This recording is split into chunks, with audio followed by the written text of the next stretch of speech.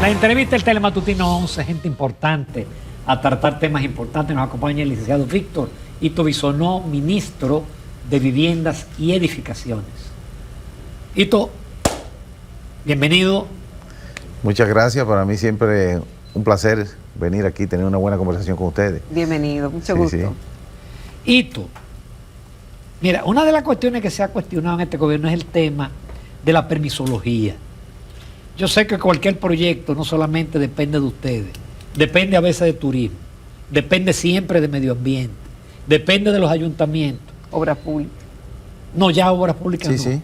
Ya. También, Sí. a veces. Sí, no siempre. Obra Sí. pública tiene que ver con el tema de los márgenes, que hay, por ejemplo, en la circunvalación hay que dejar un margen de 30 metros del eje a donde va la pared de la propiedad para futuras expansiones, y son los derechos de vía con las entradas, las curvas, los giros. ¿Sí? Pero en el caso más de edificaciones civiles, torres, etcétera, vivienda, la última instancia es MIBET. Sí. Entonces, ¿qué está haciendo Ito Bisonó para que el proceso se acelere o para que no le carguen el muerto a MIBET? Que yo Sí. sé que es lo que pasa muchas veces.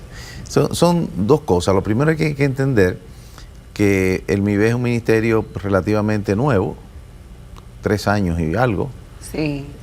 con una integración de obras públicas, una integración del INVI, una integración de lo que era la oficina supervisora, integración de proyectos que vienen de la presidencia, incluso algunos proyectos que datan de salud pública cuando manejaban el tema hospitalario, que todavía hay remozamiento de hospitales en vigencia. Entonces, todo eso, en las gestiones anteriores, el enfoque es el debate entre la urgencia y lo importante. Cómo terminamos los grandes hospitales traumatológicos, cómo terminamos las universidades, cómo intervenimos los proyectos habitacionales, y lo otro se va armando. Hay que limpiar, salir de eso primero. Ahora, ¿qué nos toca a nosotros? Nos toca el tema desde mi punto de vista, por la experiencia de lo que hicimos en el Ministerio de Industria, que dejamos unos 30 y pico de servicios en línea, actualizados permanentemente, con data nacional e internacional y medición. ¿Por qué la medición? Porque se tiene que saber por dónde entra, dónde está, cuánto dura, quién lo tiene, qué capacidad de recursos humanos lo maneja. ¿El qué? ¿Los proyectos? Cualquier cosa. En lo que no se mide no se sabe. Exactamente. Entonces, claro. usted entra una requisición, ¿dónde está eso? ¿Cuánto tiempo duraron en responderle? ¿A dónde fue? ¿Quién lo manejó? Todos esos tiempos se toman. Lo otro es la tecnología. Hoy día tenemos que estar apoyados en tecnología.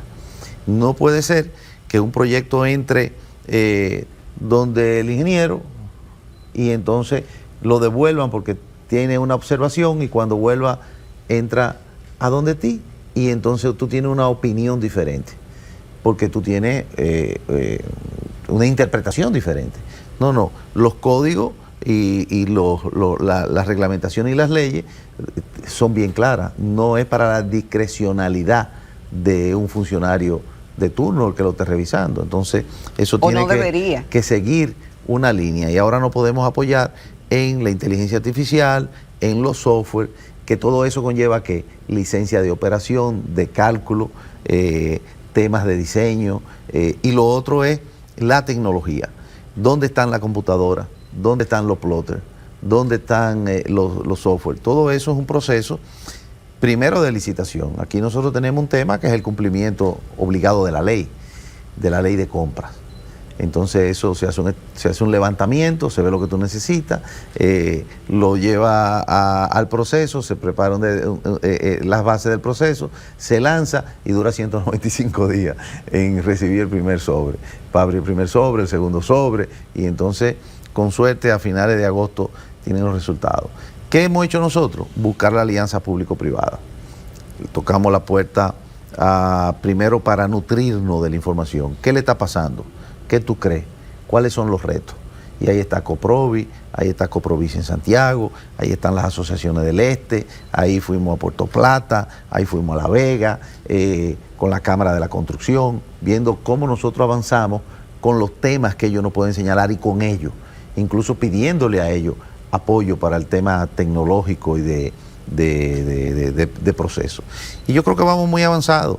La comunicación que hemos tenido con el sector, a la fecha, solamente dándole seguimiento, sin los implementos todavía en recursos humanos, por ejemplo, que abrimos un llamado para unos 100 técnicos en cálculos y en arquitectura, se inscribieron 1.259 personas que se están evaluando para las oficinas de Punta Cana, para la oficina de Santiago, para la oficina de aquí, que son técnicos y que tienen que funcionar como técnicos. Entonces yo creo que ya a la fecha yo puedo decir, porque son números, que nosotros tenemos más del doble de las licencias aprobadas que los años anteriores. Entramos entonces también en un proceso de inicio de obra y en un proceso de licencias condicionadas, porque en esto tenemos también que saber por qué es de la licencia. Bueno, quizás si tú vas a hacer una casita y un murito, no es tan necesario tener una licencia, pero cuando tú vas a hacer un hotel, cuando tú vas a hacer un edificio de apartamento, cuando tú vas a hacer una residencia importante que tiene que ir a buscar financiamiento, el banco te dice: ¿dónde está tu licencia?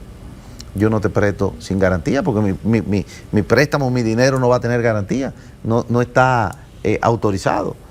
O cuando tú terminas un edificio de apartamento y te dicen: bueno, ¿cómo entro al régimen de condominio? Te dicen en la instancia inmobiliaria: ¿dónde está tu licencia para darte el régimen de condominio? Entonces la licencia, además de que es la garantía de que esté bien, que es lo que está sucediendo con algunos espacios que se han tenido que cerrar, porque son peligros públicos.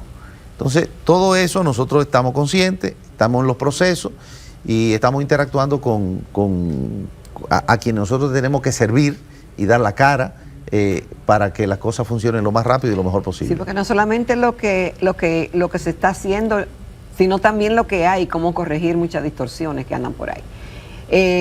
Ito, el presidente anunció que planeaba un ahorro o un recorte de diferentes vías de unos 40.000 millones de pesos para hacerle frente a la crisis que tenemos del Medio Oriente, y que obviamente los recursos en subsidio y en lograr mantener un clima tranquilo de diferentes sectores y también del usuario, del público en general. En el caso del MIBET, ¿qué ustedes están haciendo? Si están haciendo algunos recortes o están contribuyendo a que quizás postergar algunas cosas para contribuir con ese ahorro que pretende hacer el presidente. Bueno, lo primero es que el presidente es economista y, contrario a lo que ha pasado en las últimas 3 décadas, que primero teníamos un gobierno del presidente Fernández que el presidente Balaguer le dejó un avión listo para despegar. El primer gobierno no hubo ninguna novedad. Luego vinieron la quiebra de Baninter y la guerra en Irak con don Hipólito, aunque se dejaron códigos que se aprobaron en el Congreso que todavía hoy son muy importantes. Sí. Luego vino Leonel Fernández y ahí vino Petrocaribe y hubieron manejo más estable por la entrada de esos recursos, pero esos dos gobiernos terminaron con una firma con el Fondo Monetario Internacional, con un déficit de 6.6 del PIB y unas elecciones que, a declaración del mismo presidente, se invirtieron unos 40.000 millones en las elecciones. Y luego vino un espacio que se puede decir con menos novedades de los gobiernos de Danilo Medina, económicamente hablando, o sea, menos temas internacionales. Entra el presidente Abinader, tiene el COVID, tiene la guerra de los árabes, después viene el mismo presidente Trump, ya sea con los aranceles o con Irán y el estrecho de Hormuz, 7 estados de emergencia por impactos medioambientales y bueno, hemos visto cómo hemos tenido que ir administrando los presupuestos. Entonces ahora, ¿de qué se trata? De temas administrativos y recortes, pero está clarísimo que la inversión pública tiene que seguir, porque cuando la economía tiene convulsiones, hay que poner a la gente a trabajar. El dinero tiene que estar en la calle. La burocracia tiene que ser la mínima posible dentro del cumplimiento de la ley para que la gente que ve la oportunidad en la crisis, pues ponga dinero también en el sector privado y salga a trabajar. Por ejemplo, nosotros somos un país que hoy por hoy, en medio de toda esta crisis, usted se va por la Avenida Las Américas, en el puente Juan Carlos, y ahí a la izquierda usted va a ver que se está construyendo el mall más grande de Centroamérica y el Caribe, a todo dar, con una inversión extranjera, en el medio de esta crisis.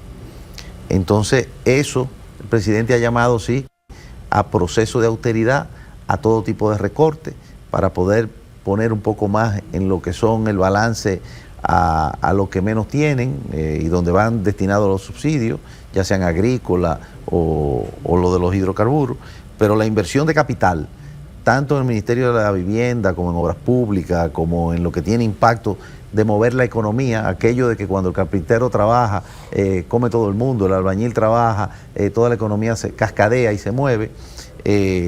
Lo que tenemos es la responsabilidad de seguir trabajando con los proyectos que están vigentes.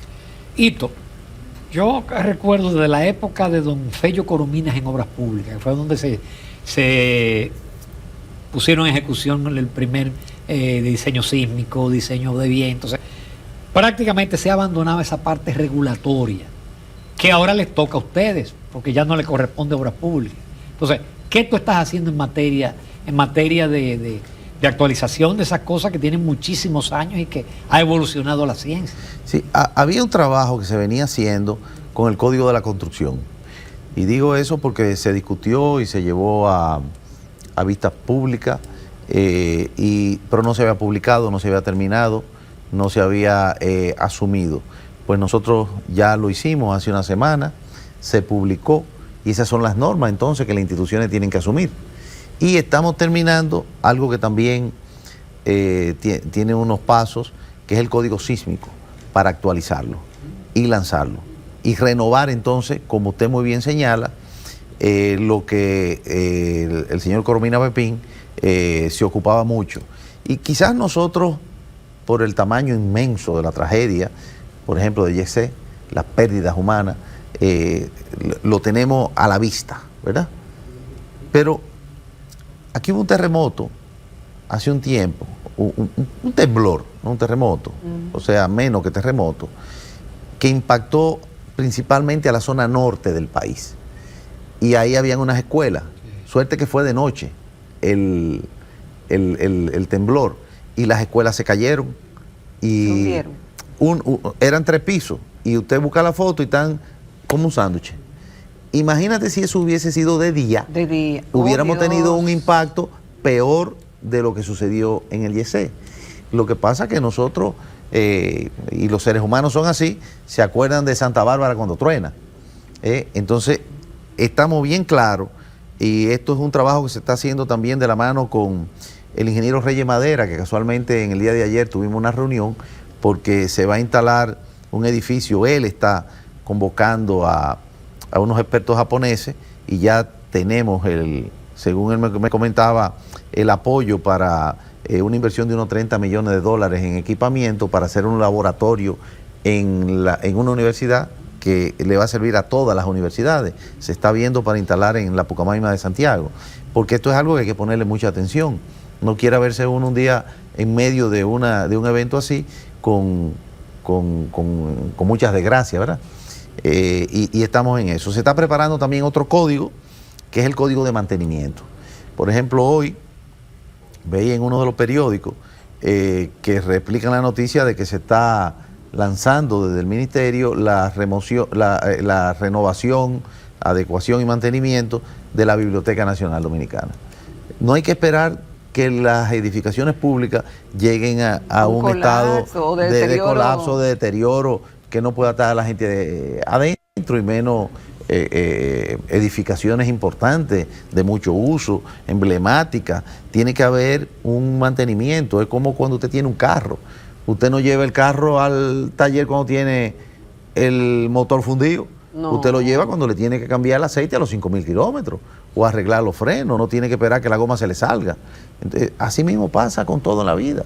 Pero lamentablemente el Estado Dominicano ve, y lo digo como Estado, nación, como la responsabilidad nunca ha existido, nunca, un proceso de mantenimiento regular para evitar que las edificaciones públicas, bueno, puedan ser peligro público, colapsen. Vamos a una breve pausa, todavía nos quedan muchos temas con el ministro de Viviendas y Edificaciones. Continuamos esta mañana en Telematutino 11, estamos conversando con el licenciado Víctor Ito Bisonó, ministro de Viviendas y Edificaciones. Y todo el mundo sabe que tú has trabajado por muchos años con una fundación local y también con una visión internacional, y ha hecho numerosos eventos a través de tu fundación y tiene una presencia y unas buenas relaciones internacionales. ¿Cómo tú ves este 2026 con lo que ha estado ocurriendo a nivel de elecciones y lo que podemos esperar en lo que falta con las elecciones y los resultados que eso está dando? Bueno, lo primero es ciertamente, primero no es un secreto para nadie que estoy y he estado en política local, o sea, y además de eso, la validación del voto preferencial en una diputación, en barriadas y en circunscripciones Sí. Populares, vamos a decir, y nos mantenemos. Y la visión de las actividades donde participan muchos amigos en política internacional, en elecciones internacionales, Yeah. como José Antonio Caz recientemente, o como Keiko, que está en eso ahora, como Laura Fernández, que fue electa recientemente en Costa Rica, y en los mismos Estados Unidos, o en España, con el PP y el PSOE y Vox, la dinámica que tienen. Yo creo que primero hace falta, o falta mucho tiempo para las elecciones. Por ejemplo, la misma encuesta que salió hoy en el encabezado, es un encabezado que hay que saberlo leer, porque usted simpatiza. Y entonces ahí dice las diferentes barras de simpatía, pero no es por quién usted votaría. No. Son dos preguntas diferentes. Además, curioso, porque al candidato que dice que más simpatiza en el PRM lo ponen casi igual que Danilo Medina en otras de las barras en simpatía. Entonces tú dices, ¿y de qué que se está hablando? ¿Qué es lo que buscan? Cuando las encuestas, para mí hoy día, eso es lo menos importante. Para mí hoy día es qué quiere la gente, a qué le pone atención a la gente, cuáles son las necesidades de la gente, qué impactan más, porque siempre pasa lo mismo.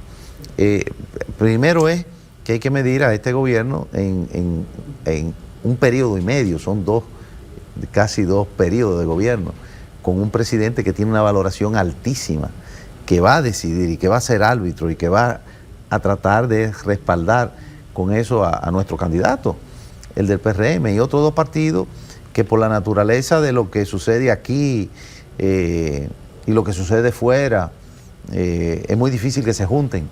Entonces son muchas condicionantes. Ahora, ¿qué va a pasar? También depende mucho de la propuesta de los partidos, de los candidatos y del complemento de los candidatos, porque los candidatos nunca están solos, representan a un equipo, y a un que grupo, le puede dar respuesta a estas necesidades que tú decías anteriormente, obviamente. Y cuando los candidatos, bueno, ya están en la competencia, no pueden estar ausentes. ¿Qué usted piensa? ¿Qué usted ha hecho? Y entonces ya no es la competencia interna. Aquello de Winston Churchill, que un congresista joven le pregunta en el Congreso, que es bicameral, allá que se sientan los enemigos de nosotros. No, se sientan lo contrario. Los enemigos se sientan aquí al lado tuyo, con el mensaje de que la lucha comienza a lo interno, en una primaria, en un conteo de votos, en un debate interno, que ya se formalizan, y luego los debates externos, donde a nadie le perdonan nada, porque es una lucha por el poder. Entonces falta mucho tiempo y hay que conocer muchas ideas y hay que ver también el análisis de cuáles están preparados o no para tomar decisiones, para enfrentar situaciones en un mundo que está muy, muy convulso. Todavía nosotros no sabemos, por ejemplo, este tema de los Estados Unidos y los aranceles, todavía están en la Suprema Corte, si se aplican, si no se aplican, qué va a pasar.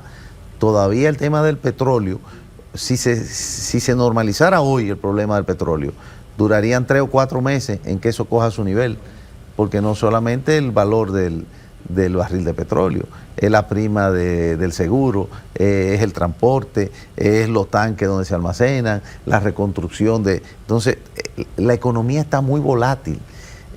Hay que ver cuáles son las propuestas y quiénes participan en qué y cómo los partidos se mantienen unidos y con estrategias que sean atractivas para la población. Hito, ya al final yo quiero retomar de nuevo el MIBET. Ya hablamos de la parte de la permisología, de los códigos, pero ¿y la parte de construcción? ¿Qué proyectos están ustedes trabajando actualmente?